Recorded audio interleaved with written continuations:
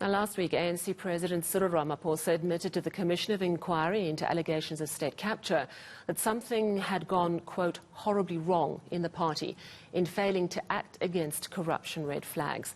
Now, the Democratic Alliance is among those raising the red flag on powerships.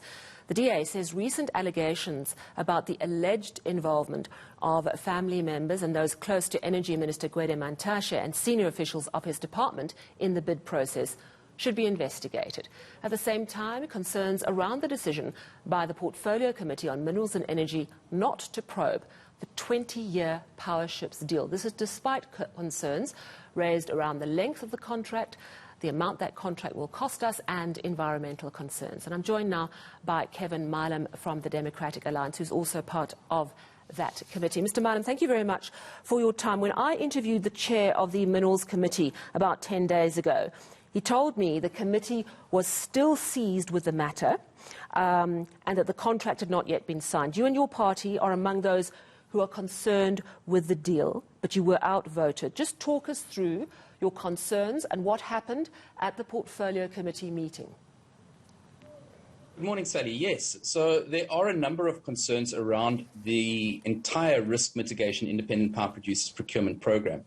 And I don't want to single out a single bidder as being problematic. I want to look at the program in its entirety. I want to look at how the bids were scored, who adjudicated them, who took the ultimate decision. I want an investigation into all of that kind of information. So what happened was we had a briefing from the department about 10 days ago, and then last week at the Portfolio Committee, I tabled a motion that the matter be thoroughly investigated, that the adjudication process and the scoring process be thoroughly investigated. And what happened was the ANC on the committee basically said that this is not the mandate of the committee. We don't get involved in procurement decisions, and it must go to either Scopa or the courts. And so they outvoted us. Yes, and that's quite interesting because when I interviewed the chair, he told me a similar thing. He said some of the concerns raised should be dealt with by Scopa. Environmental issues should go to the environmental committees. Do you accept that those committees also need to drill into this deal? Absolutely. Look, when it comes to the spending of public funds, that's obviously within the purview of Scopa. However, decisions and processes of the Department of Energy and of Mineral Resources and Energy are clearly within the mandate of the Portfolio Committee of Mineral Resources and Energy. And we can't just abrogate our responsibility and pass the buck to somebody else. That's exactly what Thandi Modise was hauled over the coals for at the Zondo Commission, as well as President Ramaphosa, for Parliament not doing its job, its effective oversight role. All right, so bring into context then the call by your party for an SIU probe. How does that flow into this powerships issue? Is it just around powerships? Is it much broader than that? Well, it appears to be much broader than that, Sally. So I think that we need to look at exactly who was involved in the decision-making process, who benefited, who was politically connected and where.